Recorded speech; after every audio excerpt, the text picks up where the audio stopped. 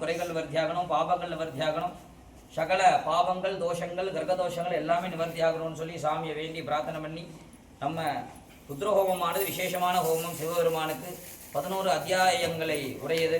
அப்படிப்பட்ட ஹோமங்களை பண்ணி சுவாமிக்கு கலச சொரூபமாக சக்தியை கலசத்துக்கு வைத்து அந்த கலசத்தை கொண்டு போய் சுவாமி பார்வதி பரமேஸ்வரமூர்த்திக்கு அபிஷேகம், நடராஜ சுவாமி அனந்த நடராஜமூர்த்திக்கு அபிஷேகம் பண்ணுற யோகமானது சகல ஒரு வருஷத்தில் அந்த கோவிலில் எந்த ஒரு குறை இருந்தாலும் அந்த குறை எல்லாமே அதில் நிவர்த்தி ஆகிடும். நமது ஆலயத்தில் பெருவிழாவாக இந்த ஆருத்ராவானது நம்ம பண்ணுற யோகம் எல்லாருக்கும் எல்லாமே கிட்டணும், எல்லாரும் சௌபாக்கியமாக இருக்கணும், சகல ஐஸ்வர்யமும் நிறைஞ்சிருக்கணும்.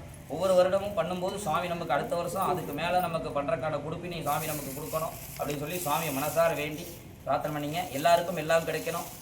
வேண்டத்தக்கது அறிவோயினி வேண்ட முழுதும் தருவோயினி, வேண்டுது யாராக இருந்தாலும் அது உன் பரிசன்றோ அப்படின்னு சொல்லி திருவாசகத்தில் ஒன்று வருது. நம்ம உட்காரோன்னா அதுக்கு காரணம் சுவாமி தான், நம்ம கொடுக்குறக்கான பாக்கியம் கொடுத்துருக்க அதுவும் சுவாமி தான், திரும்ப ஏதாவது கிடைக்கணும் அதுக்கும் காரணம் சுவாமி தான் அப்படிங்கிறது அதுக்கான அர்த்தம். அப்படிப்பட்ட அந்த ஒரு பாடலை மையமாக வைத்து நம்ம இந்த சங்கல்பம் ஏற்றுக்கிறோம். சங்கல்பம்னா இன்றைக்கி இந்த நாளில் இந்த யோகத்தில் இந்த கரணத்தில் கருவலூர் அப்படிங்கிற ஊரில் கமலாம்பிகை சமேதகமாக கங்காதேஸ்வரர் ஆலயத்தில் நம்ம அமர்ந்து இந்த இடத்துல சங்கல்பம் பண்ணுறோம்.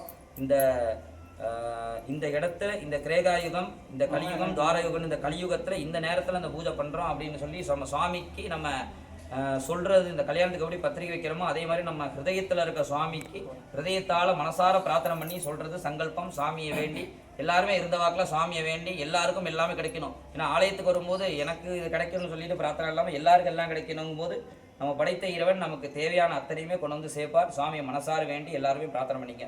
மேலும் மேலும் நம்ம ஆலயத்தில் புதிதாக முருகன் வள்ளி தெய்வானை உற்சவரானது நம்ம கொண்டு வந்து வச்சுருக்கோம். அடுத்தது சப்பரத்துக்கு ஏற்பாடு ஆகிட்டு இருக்கு. அடுத்தது பிரதோஷ நாயனாரும் நம்ம ரெடி பண்ணுறதுக்கான ஏற்பாடு ஆகிட்டு இருக்கு. எல்லாமே மக்களுடைய பங்களிப்பு தான் அதில் பெரும்பாக்கியமாக இருக்கிறது. ஏன்னா நம்ம என்னதான் இருந்தாலும் எல்லாத்துடைய பங்களிப்பும் அதில் ஒரு இது இருக்கணும். நம்ம எந்த அளவு பிரார்த்தனை பண்ணுறோமோ அதுக்கு சுவாமி நமக்கு அதுக்கான கொடுப்பினை கொடுப்பார். சாமியை வேண்டி எல்லாருமே பிரார்த்தனை பண்ணிங்க. ஓம்